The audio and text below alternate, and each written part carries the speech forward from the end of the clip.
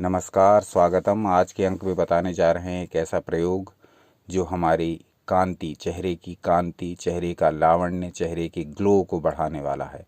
और ये प्रयोग लाखों वर्ष पुराना है। ये उस समय का प्रयोग है जब ना तो कॉस्मेटिक इंडस्ट्री थी, न विज्ञापनों का माया जाल था, और ना इस प्रकार के तमाम सौंदर्य प्रसाधन दुकानों पर बिकते थे।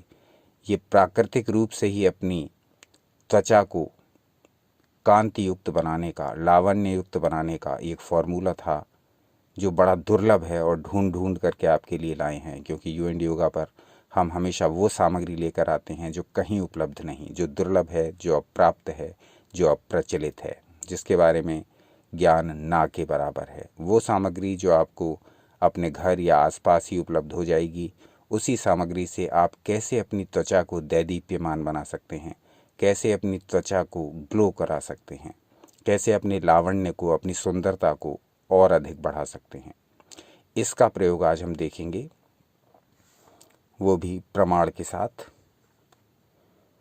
श्लोक संख्या 287 हमने लिया है। अब हम इसमें ग्रंथों का नाम नहीं बताने जा रहे हैं, क्योंकि फिर बहुत से श्रोता हमसे बार बार कमेंट करके ग्रंथों की डिमांड करने लगते हैं। अब हम केवल मूल श्लोक को आपको दिखाएंगे और फिर उसका अर्थ बताते हुए आपसे ये रिक्वेस्ट करेंगे कि आप इसका प्रयोग करके देखिए और जो भी इसका आपको लाभ हो वो शेयर करिए। तो सीधी बात पर आ जाते हैं, देखते हैं ये श्लोक जो आपकी स्क्रीन पर प्रदर्शित हो रहा है। अतसीमाश गोधूमचूर्णे कृत्वा तो पिप्पलीम घृतेन लेपयेद्गात्रे एभिः सह विचक्षणः कंदर्पसदृशी कांतिर्भवे नित्यं विलेपनात्। अब सोचिए, लाखों वर्ष पुराना ये श्लोक है। उस समय कोई सौंदर्य प्रसाधन इंडस्ट्री नहीं थी, बिक्री की कोई व्यवस्था नहीं थी सौंदर्य प्रसाधन की वस्तुओं की, और ये माया जाल नहीं था जो विज्ञापनों के माध्यम से आपके सौंदर्य को बढ़ाने का दावा करते हैं। घर में उपलब्ध और घर के आसपास उपलब्ध चीज़ों से ही, प्रकृति द्वारा प्रदत्त चीज़ों से ही स्त्रियां और पुरुष अपने सौंदर्य की वृद्धि करते थे, अपने चेहरे का ग्लो बढ़ाते थे, अपनी आभा में, अपनी कांति में वृद्धि करते थे। ये कैसे संभव था? केवल प्रकृति के सानिध्य में, प्रकृति की शरण में ही संभव था, संभव है। तो इस श्लोक का अर्थ देखते हैं कि इस फॉर्मूला को किस प्रकार से अप्लाई करना है, किस प्रकार से बनाना है, क्या क्या हमें लेना है। बहुत साधारण सी चीज़ें हैं जो हमारे घर पर ही मिल जाएंगी या अधिक से अधिक किसी पंसारी की दुकान पर मिल जाएंगी। बहुत साधारण सी चीज़ें, इनका प्रयोग आपको करना है अपने सौंदर्य को बढ़ाने के लिए। इसमें आपको लेना है अलसी, उड़द की दाल, गेहूं और पीपल का चूर्ण।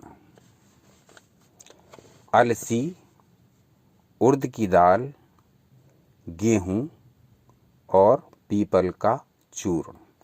अतसीमा शगोधूम चूर्णे कृत्वा तो पिप्पलीम। गोधूम कहते हैं गेहूं को संस्कृत में। अब इन सब का चूर्ण हमने बना लिया। अब इसका चूर्ण बना करके समान मात्रा में सबको लिया और सबका चूर्ण बना लिया। अब इस चूर्ण को बना करके हमें क्या करना है? घृतेन लेपयेद्गात्रे।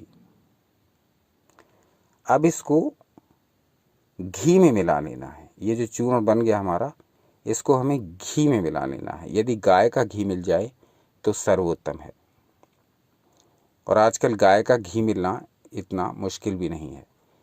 गाय का घी ही शास्त्रों में जिन जिन स्थानों पर घी शब्द का प्रयोग आया है, वहाँ गाय का घी ही प्रयोग करना चाहिए। इसके अभाव में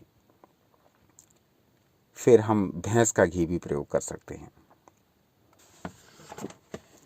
अब इस चूर्ण को जब आपने बना लिया, तब आपको घी के साथ मिला करके इसका लेप जैसा बना लेना है। लेपयेद्गात्रे, इस लेप को आपको अपने चेहरे पर लगाए रखना है।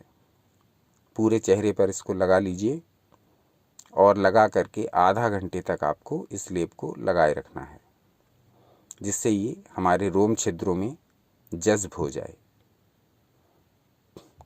हमारे रोम छिद्रों में समाहित हो जाए, वहाँ से विष को बाहर निकाले, पॉइजनस सब्सटेंसेस को बाहर निकाले, फॉरेन बॉडीज़ को बाहर निकाले।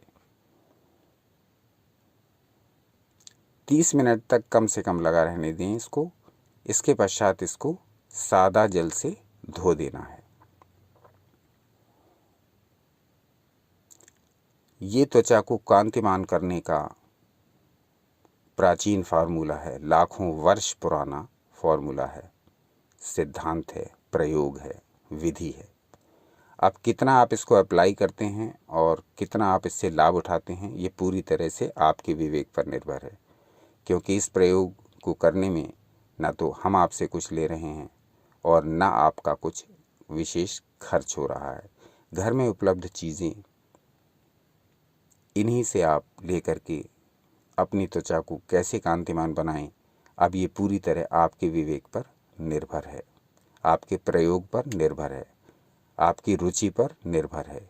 इस प्रयोग को करिए और इस प्रयोग से क्या लाभ होते हैं ये यू एंड योगा के साथ अवश्य शेयर करिए, क्योंकि हम प्रत्येक प्रकार की वो सामग्री आपके समक्ष लेकर आएंगे जो पूरी तरह से अब प्रचलित हो चुकी है, जिसके बारे में अब कोई जानता ही नहीं है, और श्लोक के साथ आपको दिखा करके पूरे प्रमाण सहित प्रस्तुत करेंगे। ऐसी बहुत सारी सामग्री ग्रंथों में भरी पड़ी है और ये बहुत भारी मात्रा में है। इसमें ऐसे ऐसे प्रयोग हैं